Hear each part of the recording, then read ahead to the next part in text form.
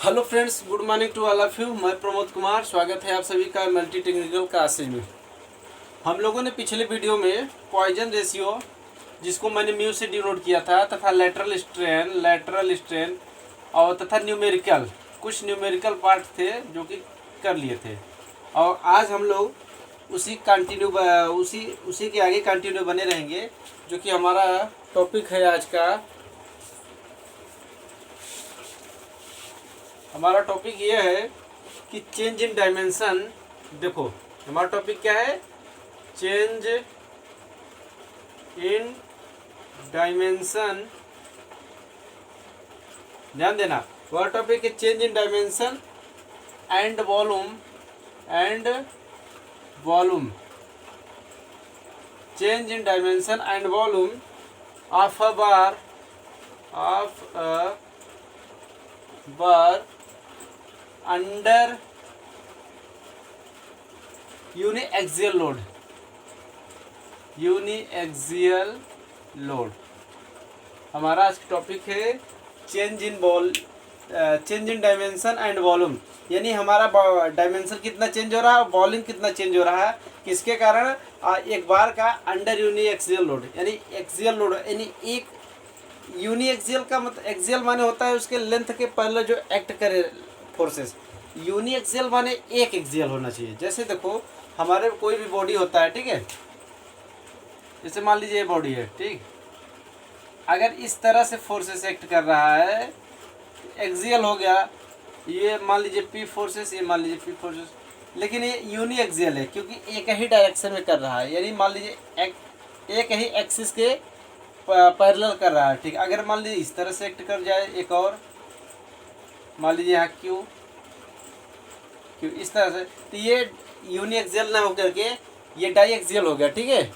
ये यूनिएक्सियल ना होकर के ये डाईएक्सियल, यानी दो एक्सिस के पैरेलल एक्ट कर रहा है, ठीक है। तो हमारा करना क्या है कि change in dimension and volume of a bar under uniaxial load यानी केवल एक ही डायरेक्शन में लोड एक्ट कर रहा है। उसके कारण डायमेंशन में कितना चेंज हो रहा है और वॉल्यूम में कितना चेंज हो रहा है किसी छड़ का, ठीक है। कोई छड़ है, यानी अगर इसे हिंदी में लिखा जाए कि एक दिशा में, देखो यूनिएक्सियल के माने एक ही डायरेक्शन में, एक दिशा में किसी छड़ के डायमेंशन यानी बीमा में तथा आयतन में कितना परिवर्तन होता है, ये आज हमको करना है। हाँ, तो इससे पहले दोस्तों, आप हमारे वीडियो को सपोर्ट करो और शेयर करो, तथा सभी अपने दोस्तों, फ्रेंडों या जो भी भाई बंधु, उसको बताओ कि हम लोग डिप्लोमा पॉलिटेक्निक का जो सेमेस्टर वाइज सब्जेक्ट है वो चला यूट्यूब पे चल रहा है, ठीक। और क्या कहते हैं कि हम लोग सलेबस जो है हमारा यूट्यूब पे जो सलेबस है यानी पॉलिटेक्निक का, उससे थोड़ा हटकर भी पढ़ाने की कोशिश इसलिए कर रहे हैं क्योंकि आगे चलकर आप लोग डिप्लोमा कर यानी पॉलिटेक्निक डिप्लोमा कर सिविल इंजीनियरिंग चाहे हो, इलेक्ट्रिकल इंजीनियरिंग चाहे मैकेनिकल इंजीनियरिंग या कोई अदर ब्रांच हो, उसके साथ साथ डिप्लोमा के साथ साथ आप लोग जेई जैसे एग्ज़ाम को, कोई भी जो है, चाहे एसएससी जेई या अदर स्टेट कोई भी जेई हो, या एसएससी जेई या आरआरबी जेई या यूपी एसएससी या यूपी जेई पीडब्ल्यूडी सीपीडब्ल्यू, कोई भी एग्ज़ाम हो, आप उसको क्लियर कर जाए, ठीक है। यह सोचकर इस बेसिस से हम लोग पढ़ा रहे हैं और कोई टॉपिक इसलिए नहीं छोड़ रहे हैं क्योंकि सब वो एग्ज़ाम में आता है, ठीक। जेई जैसे एग्ज़ाम में आता है। हमारे डिप्लोमा जैसे एग्ज़ाम में तो हमें पता चल जाता है कि यही आएगा, हम ये पढ़ लेते हैं, पास हो जाते हैं, अच्छा नंबर उठा लेते हैं। बट जो आगे चलकर हमको करना है जेई जैसे एग्ज़ाम में, इस जेई जैसे एग्ज़ाम के लिए हमें सभी को पढ़ना पड़ेगा। इतना है, पूरा है तो पूरा को भी पढ़ना पड़ेगा और अच्छे से पढ़ना पड़ेगा।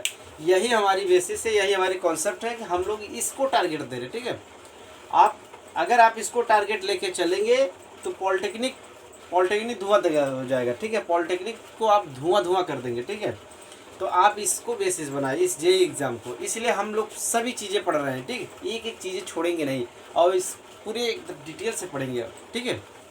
जैसे मैंने पॉइजन रेशियो बताया था ना, तो पॉइजन रेशियो कुछ मटेरियल का होता है। जैसे मान लीजिए लकड़ी हो गया, पॉइजन रेशियो क्या, कार्क है उसका 0 होता है।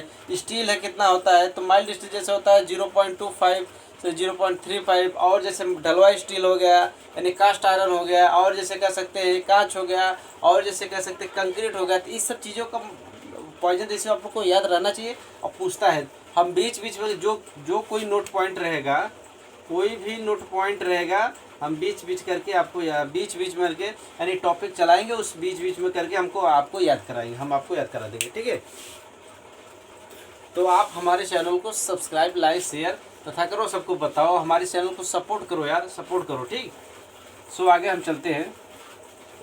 देखो सॉरी, हाँ, change in dimension and volume of a bar under uniaxial load, यानी कोई भी बार है अंडर एक्सियल लोड लगा, एक ही दिशा में लोड लगा हुआ है, और उसमें उसके वॉल्यूम में कितना चेंज हो रहा है, उसके लेंथ यानी डायमेंशन माने लेंथ, विड्थ, हाइट किसी में कितना चेंज हो रहा है। तो जैसे देखते हैं कि मान लीजिए हमारा कोई ये डायमेंशन रेक्टेंगल डायमेंशन है, कैसा, पहला हम मान लेते हैं कि जैसे मान लीजिए हमारा कोई बार कैसा होना चाहिए, बार माने छड़, ठीक है, बार माने छड़, हमारा बार कैसा होना चाहिए, रेक्टेंगल है, कितना है, बार हमारा कैसा होना चाहिए, रेक्टेंगल बार होना चाहिए, कैसा होना चाहिए, रेक्टेंगुलर बार होना चाहिए, रेक्टेंगुलर बार होना चाहिए। ठीक है, यानी आयताकार बार होना चाहिए, कैसा होना चाहिए, आयताकार बार होना चाहिए।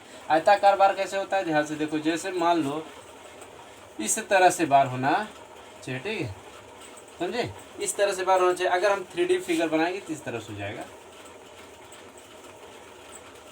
ठीक, इस तरह से हमारा बार होना चाहिए। ये हमारी कैसे बार है, रेक्टेंगल बार है। इसको इस तरह से भी मिला सकते हैं, ठीक, इस तरह से, समझे। अब देखो ये रेक्टेंगल बार है, इसकी लेंथ मान लीजिए यल है, क्या है, लेंथ यल है।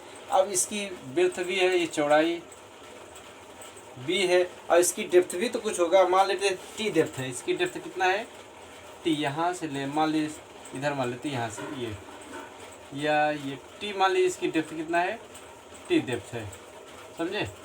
एक रेक्टेंगल बार है, इसकी लंबाई यल, चौड़ाई भी, और ऊंचाई यानी हाइट कितना है, टी है।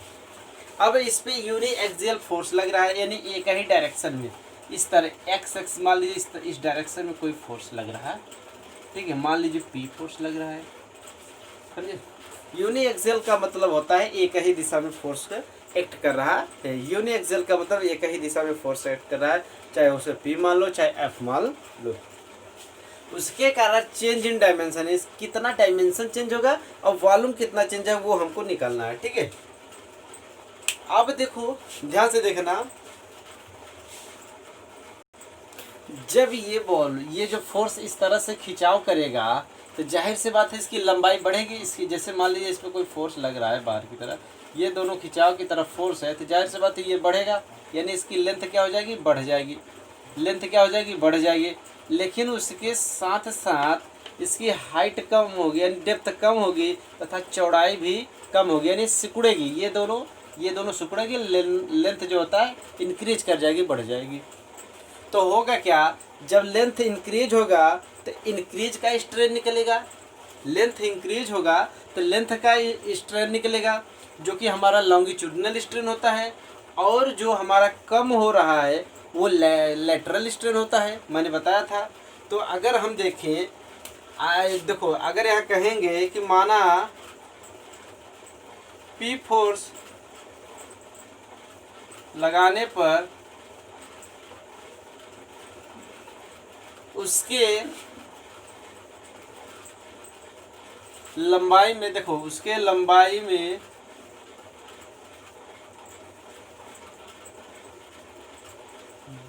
मान लीजिए डेल एल, चौड़ाई में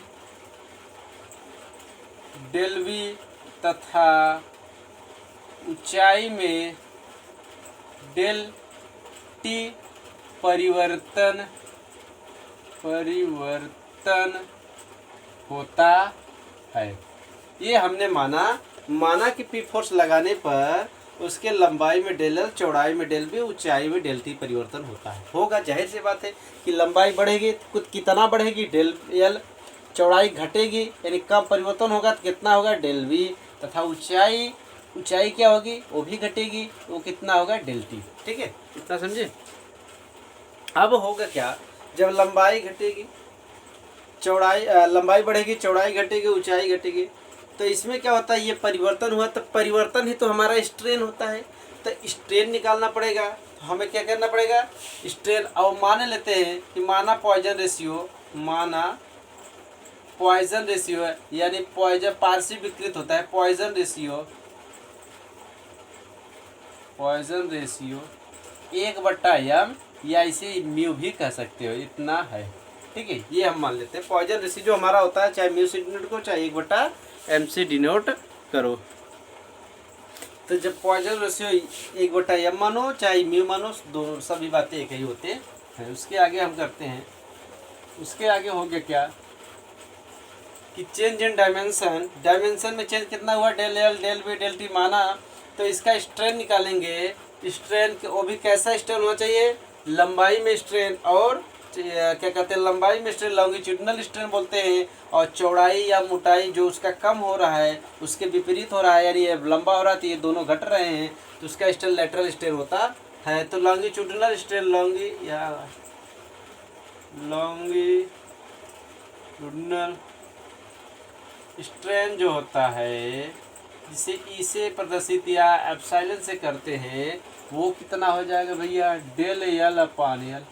ये तो मैंने बताया था पहले से ही, कितना होगा, डेल एल अपान एल। वो भी लेटरल स्ट्रेन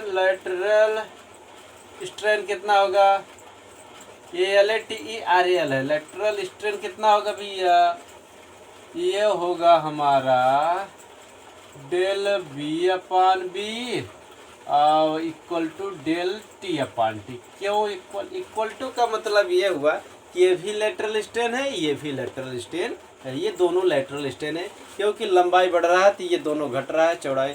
मैंने बताया था कि स्ट्रेन होता है change in dimension upon original dimension. ठीक है, ये हमारा हो गया। अब हम पॉइजन रेशियो भी जानते हैं कि पॉइजन रेशियो मी या 1/m बराबर होता है lateral strain upon longitudinal strain. ठीक है, ये ऐसे LA से लिख दो, लेटरल स्ट्रेन अपॉन LO से लिख दो लॉन्गिट्यूडिनल स्ट्रेन। ठीक है, अगर यहाँ लेटरल स्ट्रेन निकालेंगे तो लॉन्गिट्यूडिनल को उधर भेजना पड़ेगा। ठीक है, आगे लिखते हैं। अगर देखो, अगर इस बात इसे मिटाते हैं,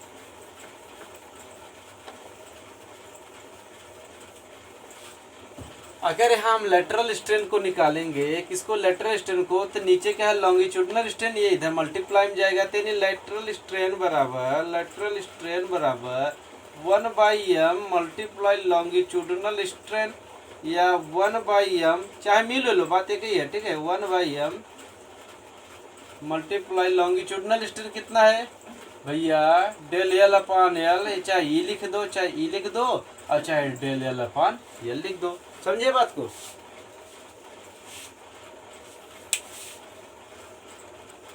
तो अभी ये सब हमारा क्या निकल रहा है, ये डायमेंशन में चेंजिंग निकल रहे हैं कि डायमेंशन में जितने है तो लेटरल स्ट्रेन ये निकला, लॉन्गिट्यूडिनल स्ट्रेन ये निकला।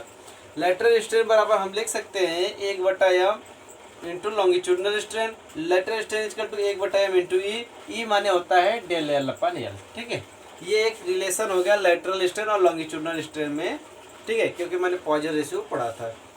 अब अगर हम क्षण का प्रारंभिक आयतन देखें, क्योंकि अब हम किसमें चेंजिंग निकालना है, क्षण के आयतन में। देखो मैंने बताया था कि उसके चेंज इन डायमेंशन, डायमेंशन में क्या चेंजिंग हो रहा है, और उसके वॉल्यूम में चेंजिंग हो रहा है, एंड वॉल्यूम में क्या चेंजिंग हो रहा है। ठीक है, तो वॉल्यूम में चेंजिंग निकालने के लिए पहले हम जानेंगे कि स्टार्टिंग में वॉल्यूम कितना था, उसके बाद जानेंगे कि कितना हो गया, तब दोनों का अगर डिफ्रेंशिएशन कर देंगे तो हमें पता चल जाएगा। ठीक है, अगर सबसे पहले हम जानेंगे कि ओरिजिनल वॉल्यूम हमारा था कितना, फिर उसके बाद ये जानेंगे कि हमारा बाद में हुआ कितना जब हम P फोर्सेस इस तरह से एक्ट किए तब। देखो इसके आगे हम करेंगे कि क्षण का प्रारंभिक वॉल्यूम कितना है V, क्षण का प्रारंभिक वॉल्यूम कितना है V, और V कितना है, लंबाई गुणे चौड़ाई गुणे ऊंचाई ये होता है। समझे बात को। अगर इसका हम डिफ्रेंशिएशन कर देंगे, अवकलन कर देंगे, तो ये हमारा आ जाएगा कि कितना परिवर्तन हुआ, यानी इसको क्या करेंगे, डिफ्रेंशिएशन करेंगे, यानी DI दिख रहा है कि नहीं भाई, DI चलो दिख रहा है, DIFFERENTATION डिफ्रेंशिएशन करने पर, ठीक है। डिफरेंशिएशन यदि करोगे किसका, वॉल्यूम का, तो क्या निकलेगा हमारा, दिख कम रहा है यार, चलो देखो, इस वॉल्यूम का अवकलन करने पर, इंटर में हम लोग पढ़े थे ना, अवकलन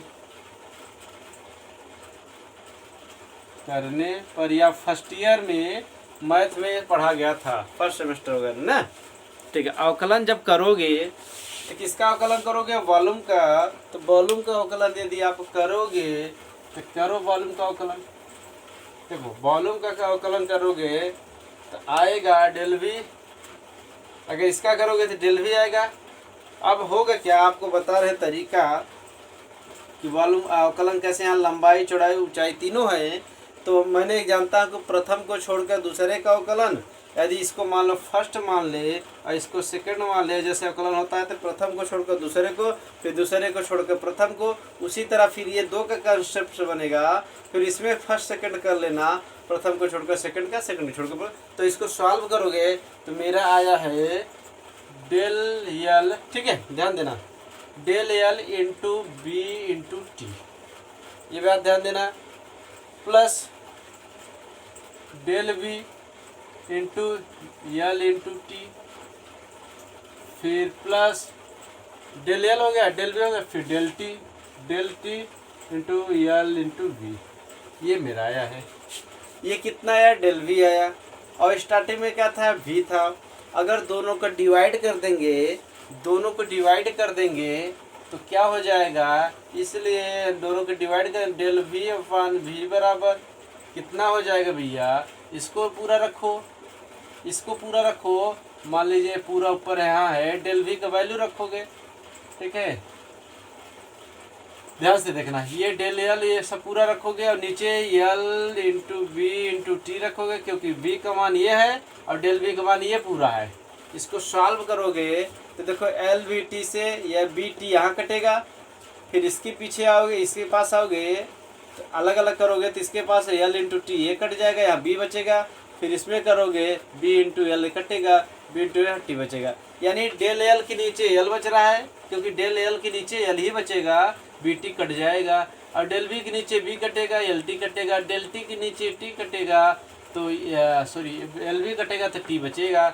इसको यदि सॉल्व करोगे तो आ जाएगा del v upon v equal to क्या कहते हैं, del l upon l plus del b upon b plus del t upon t, समझे।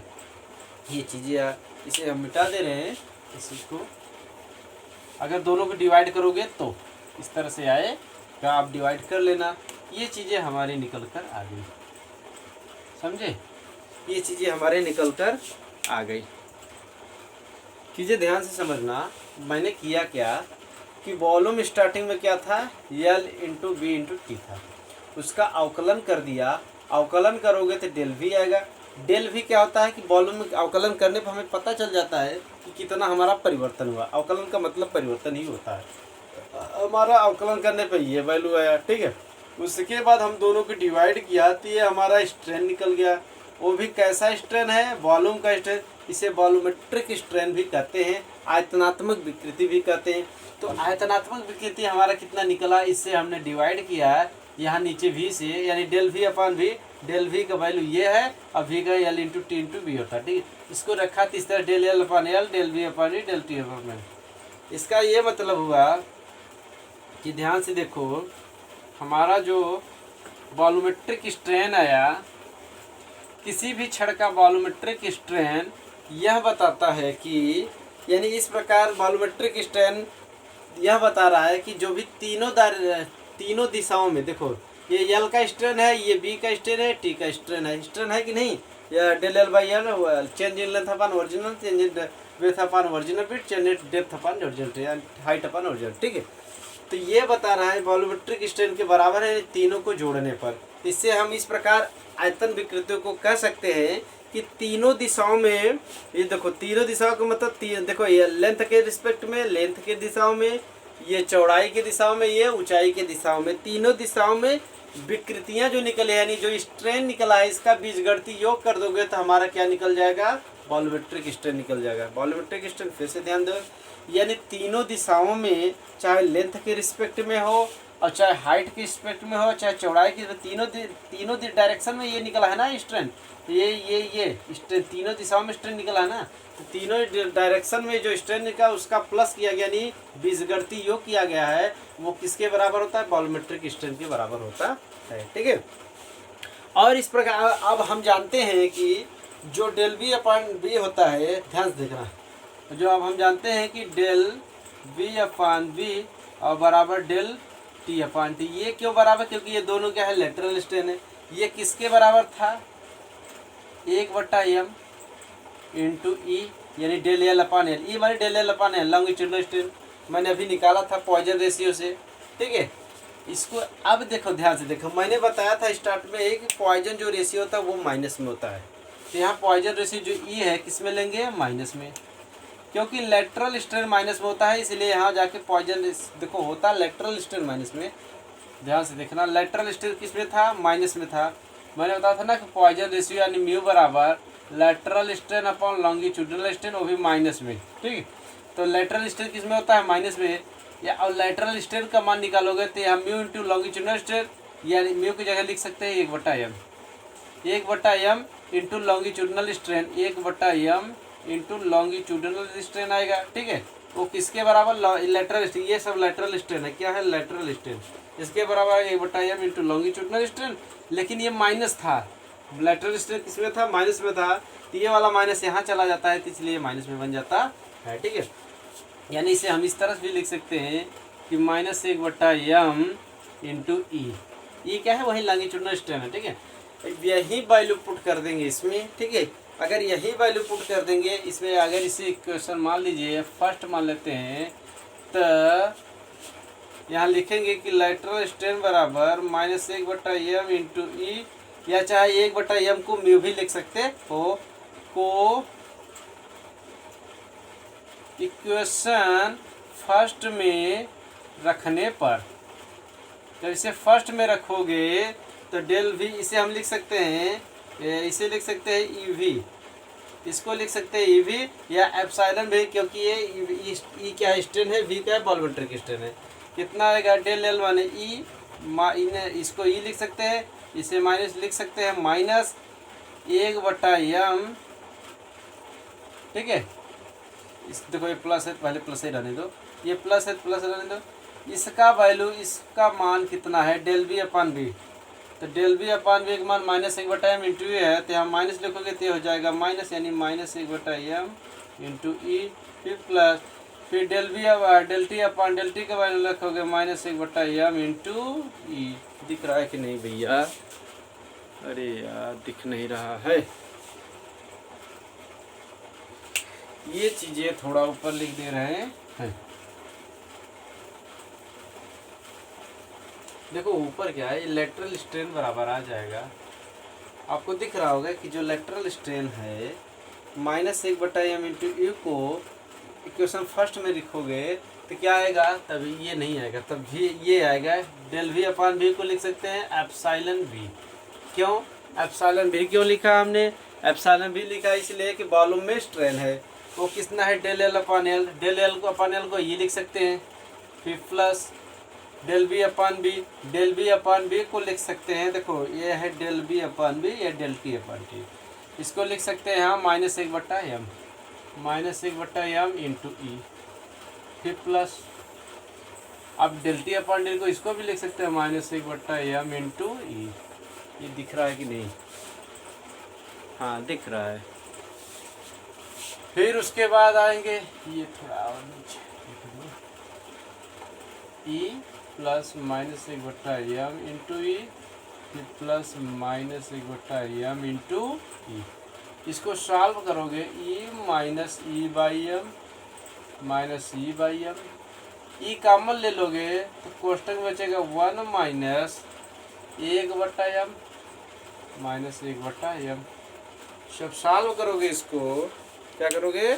सॉल्व करोगे, जब इसको सॉल्व करोगे तो आ जाएगा आपका एप्सिलॉन v इक्वल टू ई बाहर ले लो 1 माइनस, इसे 1/m 2/m। ठीक है, कितना आया, ई बाहर 1 - 2/m। या इसे इस तरह से ये फार्मूला आप याद कर लो, डायरेक्ट एग्जाम में क्वेश्चन में ऑब्जेक्टिव टाइप एग्जाम में पूछ लेता है। या इसे इस तरह से अगर म्यू के फॉर्म लिखोगे तो फिर 1 - 2 यहाँ 1/m था ना, क्योंकि इसे लिख सकते हैं 2 म्यू। ये ऐसा भी एग्जाम में आ जाता है, चाहे ये रहेगा चाहे ये, दोनों ऑप्शन। ठीक है, म्यू क्या है 1/m, म्यू बराबर 1/m, क्योंकि मैंने बताया था ना कि म्यू बराबर 1/m, दोनों पॉइजन रेशियो है। समझे? चलो ठीक है, लिखो।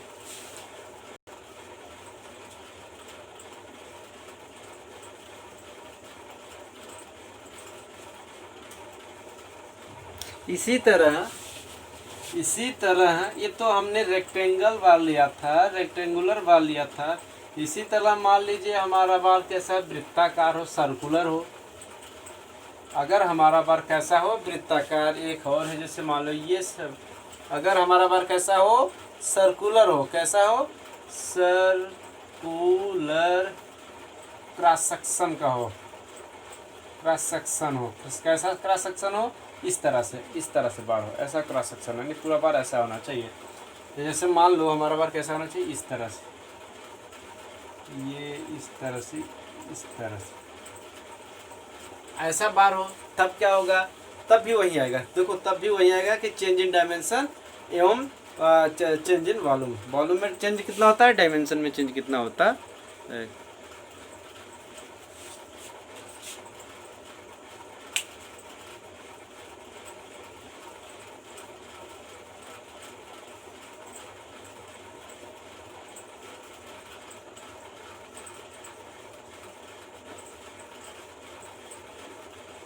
अगर मान लो मेरा बार कैसा है, सर्कुलर क्रॉस सेक्शन का है, इसी तरह से, तब चेंज इन डायमेंशन कितना होता है और चेंज इन वॉल्यूम कितना होता है, सब वही आएगा। ठीक है, सब वही आएगा। करेंगे क्या, देखो चेंज इन डायमेंशन, यदि लेंथ बढ़ेगा, लेंथ क्या होगा, बढ़ेगा, तो जाहिर सी बात है इसकी अब क्या है, डेप्थ है, ये या कह सकते हैं डायमीटर इसका घटेगा। क्योंकि जब बढ़ेगा तो ये पतला होगा, जब ये बढ़ेगा तो ये पतला होगा, तो ये मोटाई इसकी क्या हो, कम होगी। तो लॉन्गिट्यूडिनल डिस्टेंस निकलेगा और लेटरल डिस्टेंस निकलेगा।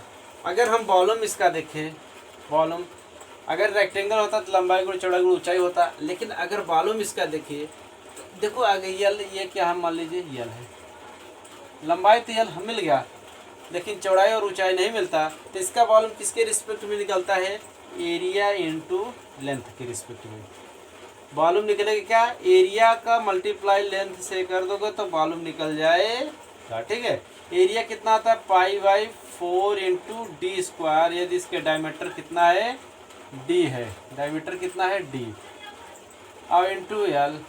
समझे बात को, ये हो गया। अगर इसका अवकलन कर दिया जाए, इसका अवकलन कर दोगे, इसका अगर आप अवकलन करोगे तो क्या करोगे, डिफरेंशिएशन, अवकलन करने पर, अवकलन करने पर, अवकलन क्यों किया, इस देखो इसका वॉल्यूम कितना है, भी ए इंटू एल। अगर इसका हम अवकलन कर देंगे तो जाहिर से बात है इसका छोटा पार्ट कितना चेंज हो रहा है वो निकल जाएगा, यानी डेल भी निकलेगा। अवकलन करो तो क्या होता है कि प्रथम को छोड़कर दूसरे का अवकलन, दूसरे को छोड़कर अवकलन प्रथम का अवकलन। देखो ये कांस्टेंट है, इसे अवकलन करोगे, देखो जैसे ये कांस्टेंट है π/4, इसको हमने छोड़ दिया तो बच्चा क्या, डी स्क्वायर इंटू एल। अगर प्रथम को छोड़कर दूसरे का अवकलन करें, यानी मान लो हम डी स्क्वायर को छोड़ दिया तो एल का अवकलन करेंगे तो डेल एल आएगा, प्लस अब प्रथम को छोड़ा था तो दूसरे का अवकलन किया था, अब दूसरे को छोड़ दो, यानी एल को छोड़कर मल्टीप्लाई अवकलन किसका करो, प्रथम का करोगे तो प्रथम का अगर अवकलन करोगे तो क्या आ जाएगा, टी स्क्वायर है तो 2 बाहर आ जाएगा। ठीक है, 2 कितना आ जाएगा, बाहर आ जाएगा, और 2d बाहर आ जाएगा, डेल एल आ जाएगा। ये अवकलन आप कर लेना, अवकलन आप कर लेना। ठीक है,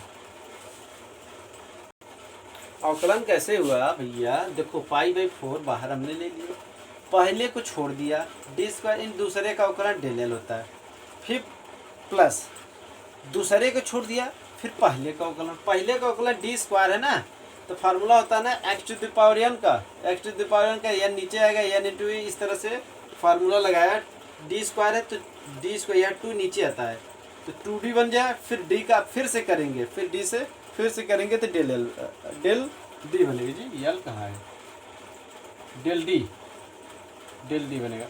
ओके, अब देखो ये हमारा वी भी है और डेल वी भी है, डी वी और डेल वी भी निकल गया है, ठीक है। उसके बाद करेंगे दोनों का क्या कर देंगे, दोनों का हम क्या कर देंगे, दोनों का डिवाइड कर देंगे, यानी इसको इसलिए डेल वी अपान वी इसका टू निकालेंगे। देखो डेल वी अपान वी कितना होता है, डेल वी की वैल्यू ये सारा है, यानी ये ऊपर लिखते हैं या नहीं लिखते। अब हम करेंगे क्या,